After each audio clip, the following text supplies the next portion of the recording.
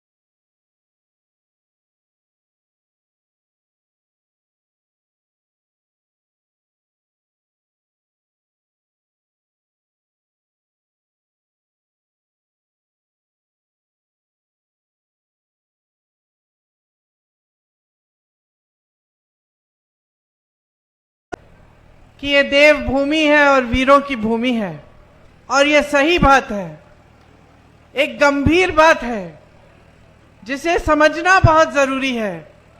ये एक कहने का तरीका नहीं होना चाहिए कि कोई भी आया कह दिया और चले गए। ये बात गहरी इसलिए है क्योंकि ये देव भूमि है और देवताओं की जो कृपा होती है वो हमेशा ईमानदारी पे होती है, ईमानदार लोगों पे होती है। जीवन सच्चाई से जियो, ईमानदारी से जियो, तभी भगवान की सारी कृपा आपके साथ, आपके ऊपर रहती है। तो आपकी ये जो भूमि है इसे देव भूमि कहते हैं क्योंकि यहाँ की एक परंपरा है, एक सभ्यता है, एक सुंदरता है जो दैविक है। वीर भूमि इसलिए कहते हैं क्योंकि आपने हमेशा अपने प्रदेश से सरहद पे अपने बेटों को भेजा हमारी धरती की रक्षा करने के लिए, हमारे देश की रक्षा करने के लिए।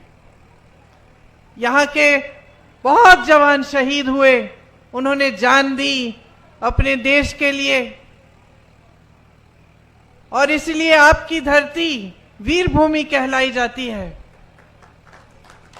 जहां से सैकड़ों वीरों ने हमारे देश के लिए, उसकी अखंडता के लिए, उसकी रक्षा के लिए लड़ाई लड़ी।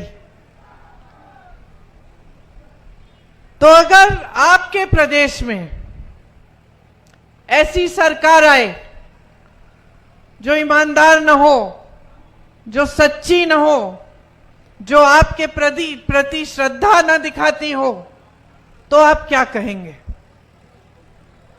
आज आम चुनाव है, आप लोकसभा के प्रत्याशी को चुनने जा रहे हैं, लेकिन साथ साथ हिमाचल प्रदेश में 6 बाई इलेक्शन भी हैं जिस पर आपकी जो प्रदेश सरकार है उसका भविष्य निर्भर है। तो दोनों लोकसभा और जो बाई इलेक्शन है उनके संदर्भ में मैं आपसे बात करना चाहती हूं, क्योंकि जब आपने अपने प्रदेश की सरकार चुनी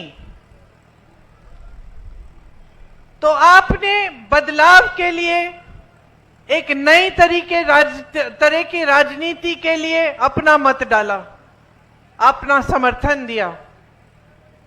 अब मोदी जी यहां आकर देवभूमि की बात करते हैं, देवताओं के नाम पर आपसे वोट मांगते हैं, लेकिन मोदी जी ने आपकी चुनी हुई सरकार का क्या किया?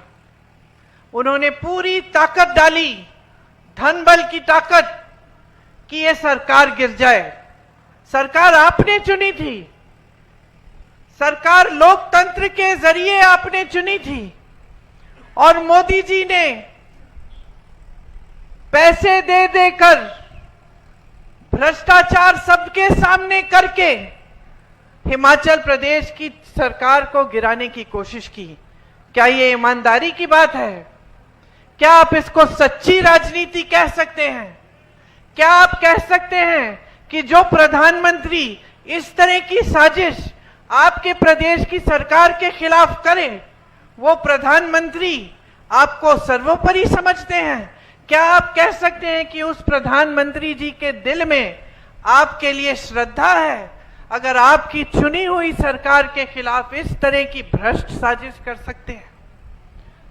तो ये समझना बहुत जरूरी है भाइयों और बहनों कि भाजपा के जितने नेता हैं, प्रधानमंत्री जी से शुरू होकर जो यहां के प्रत्याशी हैं उन तक जितने भी नेता हैं, उनका सिर्फ और सिर्फ एक मकसद है।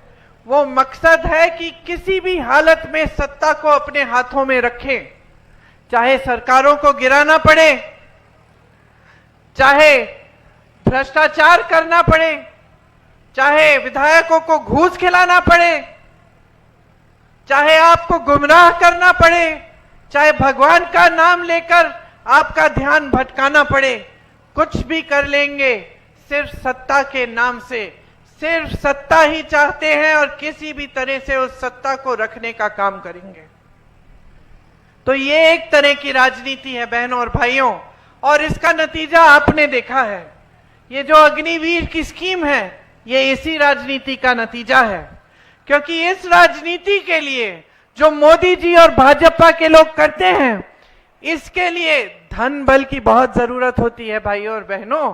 बगैर धन बल के ऐसी राजनीति नहीं चल सकती, क्योंकि धन बल से ही खरीदना है विधायकों को, धन बल से ही ये मीडिया वाले जितने भी टीवी के चैनल हैं इनको चलाना है।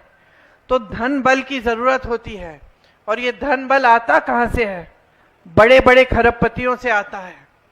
और जितनी भी नीतियां बन रही हैं आज, पिछले 10 सालों से इस देश में बनी हैं मोदी जी की सरकार में, वो सिर्फ बड़े बड़े खरबपतियों के लिए बनी है। इसीलिए अग्निवीर जैसी स्कीम आती है, जिसमें जो सेना में भर्ती होता है वो 4 सालों बाद वापस आ जाता है अपने घर और फिर से बेरोजगार बनता है, ताकि डिफेंस में भी बड़े बड़े खरबपतियों का हाथ हो। इसीलिए जब ओपीएस जैसी जो पुराना पेंशन है, जब ओपीएस की बात होती है तो मोदी जी की सरकार कहती है कि पैसे नहीं हैं, लेकिन जब बड़े बड़े खरबपतियों के कर्ज माफ करने होते हैं तो अचानक 16 लाख करोड़ रुपए जनता के पैसे जनता के बैंकों से, सरकारी बैंकों से उपलब्ध हो जाते हैं। लेकिन पुराने पेंशन के लिए कहते हैं कि पैसे नहीं हैं। ये भी उसी राजनीति का नतीजा है जो सिर्फ सत्ता के लिए चलती है और सिर्फ बड़े बड़े खरबपतियों के लिए चलती है। आज हिमाचल के सेब के किसानों का हाल देखिए। तमाम कोल्ड स्टोरेज बड़े बड़े खरबपतियों को दे रखे हैं। तो जहां जहां सेब उगता है और कोल्ड स्टोरेज की जरूरत होती है, तो सेब का दाम कौन तय करता है? अडानी जी तय करते हैं, बड़े बड़े खरबपति तय करते हैं। तो सेब कब बिकेगा, कितने पे बिकेगा, आज वो तय करते हैं।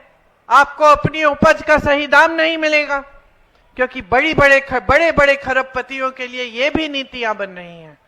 तो देखा जाए तो जितनी भी इनकी नीतियां हैं वो सब सिर्फ बड़े बड़े खरबपतियों के लिए हैं।